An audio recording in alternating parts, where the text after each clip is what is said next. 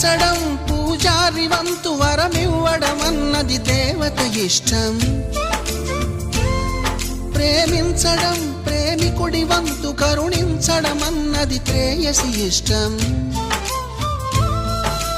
ఎందువల్ల నిన్ను ప్రేమించిందో చిన్ని మనసుకే తెలియదుగా, నిన్ను మరవడం జరగదుగా. ఎందువల్ల నువ్వు కాదన్నావో ఎదురు ప్రశ్నలే వేయనుగా, ఎదురు చూపులే ఆపనుగా. ఏనాటికో ఒకనాటికి నీ ప్రేమ సాధిస్తా. నిన్ను చూడాలని ఉన్నా, నిన్ను చూడాలని ఉన్నా, నీ